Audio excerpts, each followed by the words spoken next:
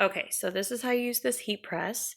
It is already set up so that the temperature is going to get to 310 degrees. The timer is set for 10 seconds, so when you pull this handle down, it will go for 10 seconds and then it'll buzz and you'll be done. And I'll kind of explain what the buttons are next, but when you first set it, you're just going to watch this red number go up until it gets to the 310 degrees or whatever you set it to. Once it gets to that point, it's going to buzz and let you know that it's done.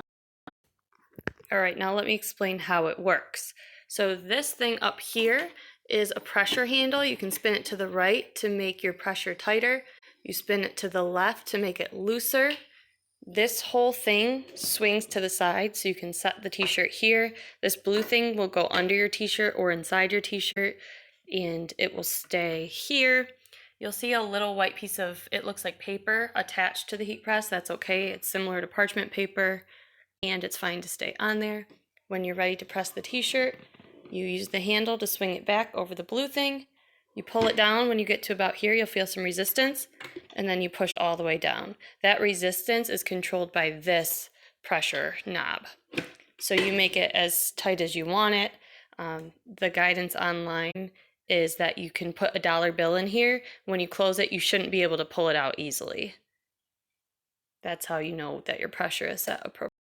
Okay, well, I missed it on camera, but it just let out a long beep saying that, hey, it's heated up to 310 degrees, we're ready for you. So now what you would do is swing this to the side, put your t-shirt right here, line everything up. You don't really need parchment paper because of this underlying piece of paper or fabric. You can put it on there though, whatever you want. Then you take the handle, push it all the way down. If you have too much resistance, you can just move this thing. As soon as you push it down, you push this button and you'll see the timer will start counting down. Once it gets to the end of the timer, it's going to beep. That's when you know. You lift it up, swing it back to the side, check out your masterpiece. Okay, real quick, always unplug your machine when you're done. Don't just turn off the switch. When you do turn on the switch, you're going to see the previous temperature listed right here, and then it will show you the timer time, so watch. 310 was the last temperature we had it set to. Now it's showing 10 seconds because that's what we had it set to. Up here, you're seeing the temperature climb. Once it gets to 310, it's going to beep, and it knows that you're ready. So let's say you want to change the temperature.